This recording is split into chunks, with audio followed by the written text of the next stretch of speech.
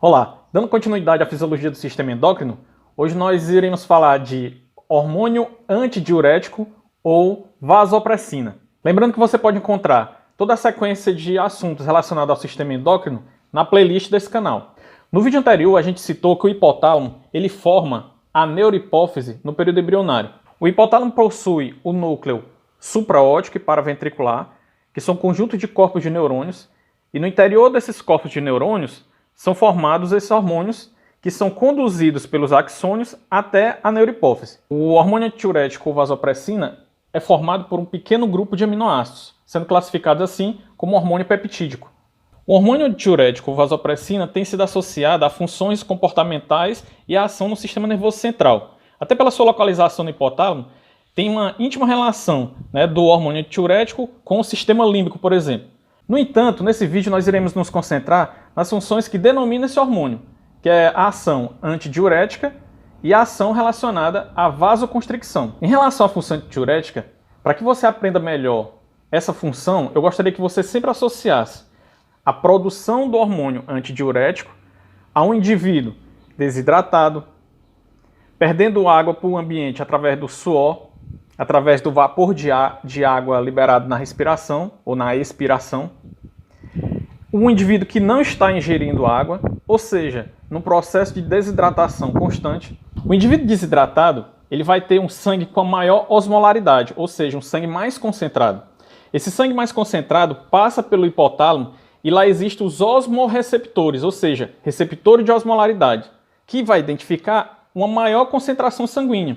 Ao receber esse sinal, o hipotálamo começa a produzir esse hormônio que vai ser liberado pela neurohipófise.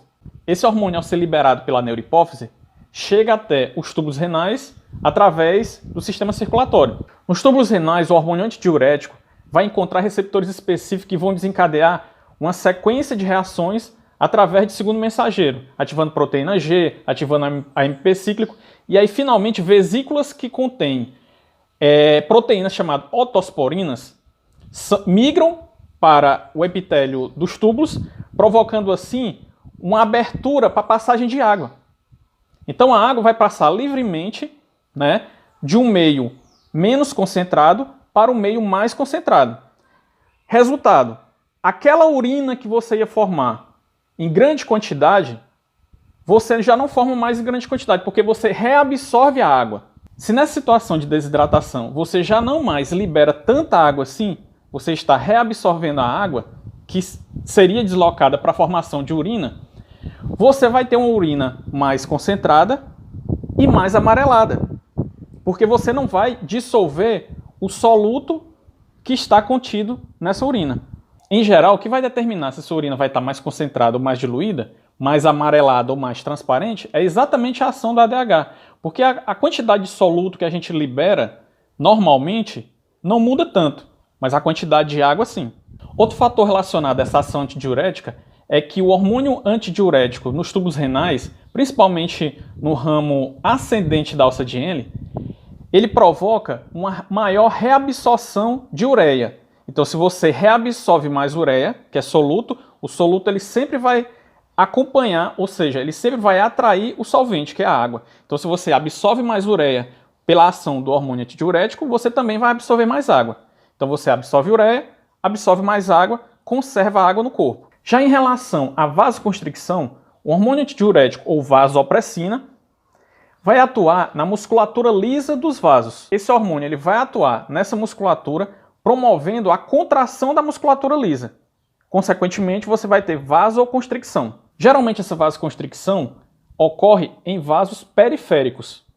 Todas as vezes que você escutar que ocorre vasoconstricção periférica, associe a aumento de pressão. Por quê? Porque com o aumento da resistência, ou seja, se o vaso está mais fino, o sangue não consegue passar, o coração, para compensar isso aí, ele aumenta a força de contração, aumentando o débito cardíaco, consequentemente vai aumentar a pressão. Então, o aumento de resistência vascular periférica provoca aumento de pressão. O indivíduo tendo as funções normais, essa variação de pressão não vai influenciar tanto assim.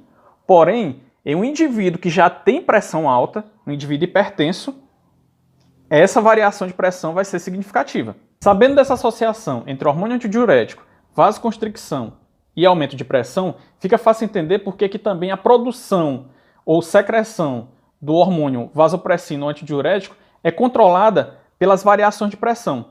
Nós temos receptores no corpo, que são os barorreceptores nas carótidas e os barorreceptores na aorta ou crosta da aorta, na curva da aorta, que identifica a variação de pressão sanguínea.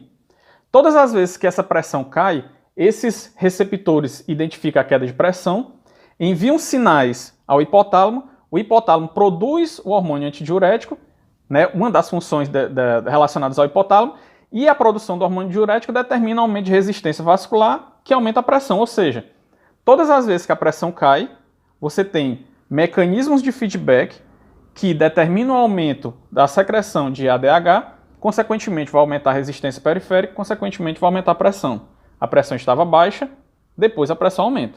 E como informação complementar, já que o objetivo dos vídeos sempre está relacionado à discussão sobre fisiologia, né, o excesso desse hormônio no organismo vai fazer com que a gente absorva muita água, consequentemente vai diminuir a osmolaridade sanguínea, né, o que não é normal. E a escassez desse hormônio vai trazer a poliúria e a polidipsia. Consequentemente, o indivíduo vai ter uma desidratação exagerada, né, o que também não é normal.